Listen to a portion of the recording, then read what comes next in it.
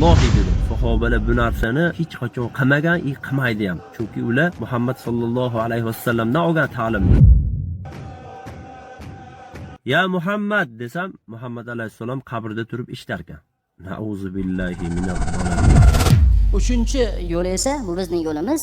Tirigi bilan ham, o'tganlar bilan ham payg'ambarlarni, aziz avliyolarni bilan tavassut qilish joiz deymiz. Muhammad alayhissalom shunchaki qabrga borib ziyorat qilishlikni taqiqlab qo'ydi bir vaqt kelib.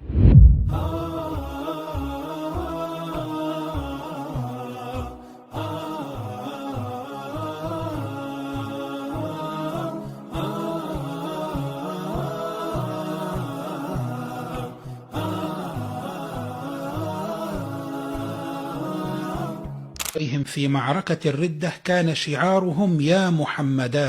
بسم الله الحمد لله والصلاة والسلام على رسول الله.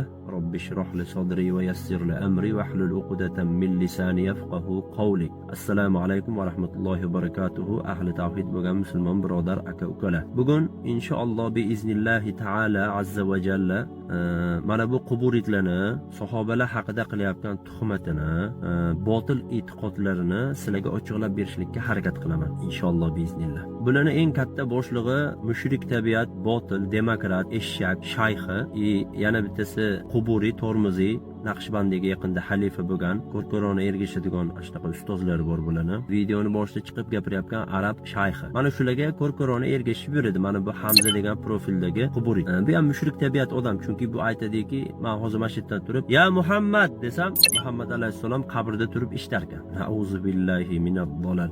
Alloh taolo hidoyatga loyiq bo'lsalaring, hidoyat qilsin. Mana bu dalillarni keltirganimdan keyin, mana bu botil ekanini bilganingizdan keyin sizlar chiqib tavbanini e'lon qilib, mana shu qilayotgan, tarqatayotgan botil narsalarga tavba qilishligingni kerak.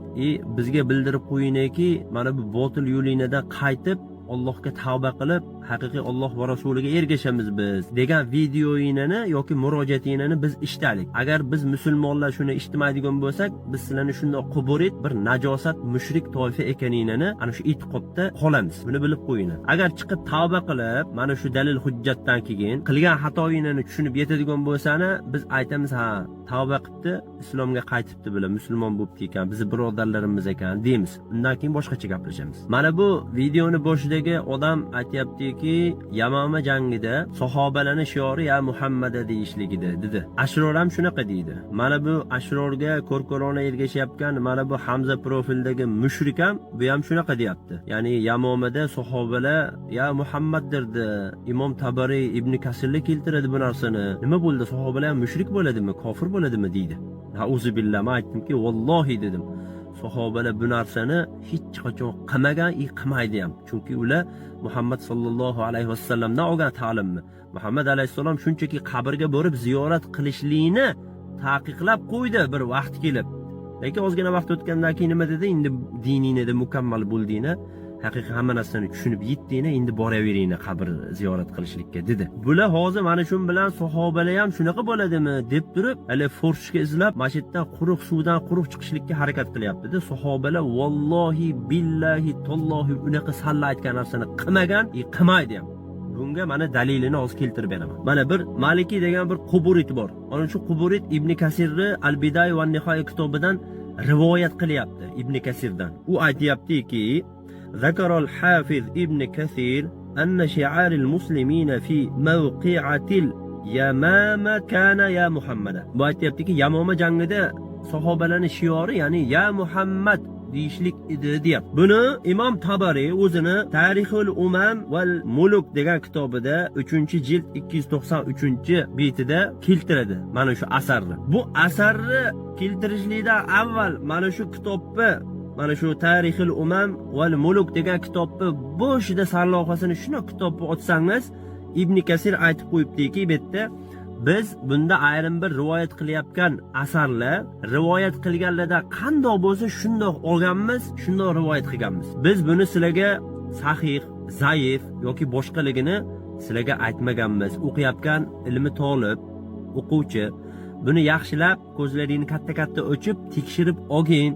Biz bunga aniq sahih mana shunaqa deb bir hukm chiqarmaganmiz. Biz bundan pokmiz deb Imom Tabariy o'zini ogohlantirib qo'ygan kitobni boshida. Bu rivoyat qilingan asarda Shuaybdan rivoyat qilgan Sayf ibn Umar degan zindiq bor, munkar odam. Mana shu odam haqida ahli ilmlar, biz bilgan ahli sunnani olimlari nima degan? Imom Zahabiy aytayapti, bu odam bir tiyinga qimmat odam. Bundan hech nima narsa o'linmaydi degan. Ya'ni bir tiyin bundan ko'ra yaxshiroq deyapti. Kitobni o'chib, mana kitobni yana qaytaraman, anaqasini Mizanil I'tidal degan kitob. Imom Zahabiyni mana shu kitobini o'chib, ana o'sha yerda tekshirib olasizlar. Abu Dovud nima deydi? Abu Dovud aytadi, laysa bi shay deydi. Hech nima narsa emas u deydi. Mana shu Sayf ibn Umar haqida aytayapti rawi ichidagi. Xo'p, Abu Hatim matruk deydi. Ya'ni matruk degani tark qilingan odam. Undan rivoyat olinmaydigan odam deyapti. Ibn Hibbon nima deydi? Ibn Hibbon aytayaptiki, ya'ni u zindiq odam deyapti. Zindiq bo'lgan odam deyapti. Mana shu odamdan rivoyat oladi, ma'uzu billah. Ibn Adi aytadi, u rivoyat qilgan hadislar hammasi munkar deyapti. Mana ahli ilmlarni 5 ta odamni mana bu odam haqida o'zlarini fikrlari, bu qanaqa odam haqida mana bizga rivoyat qilib aytishyapti. Endi bunaqa rivoyatlarni o'chib, o'qib, tekshirib, mana shulardan biz rivoyat haqiqatdan ham sahihmi yoki zaifmi, yoki umuman o'zi rivoyat qilishlikka yaraydimi, yaramaydimi? Mana shularni tekshirishligimiz kerak. Buni tekshirishlik bugungi kunda problema emas. Mana shu men aytayotgan narsalarni agar kimda kim botilni, yolg'onni olib chiqib gapiryapsan, kazzob desani, agar haqiqatdan mana shu narsalar bo'lmasa, men qilayotgan, aytayotgan so'zlarimga, ishlarimga tavba qilaman. Lekin sizlar mana shu qilayotgan da'voyinini botil ekanini bilganingizdan keyin Allohga tavba qilib, mana shu botil ishlardan to'xtaysizlarmi, to'xtamaysizlarmi? Qani bismillah.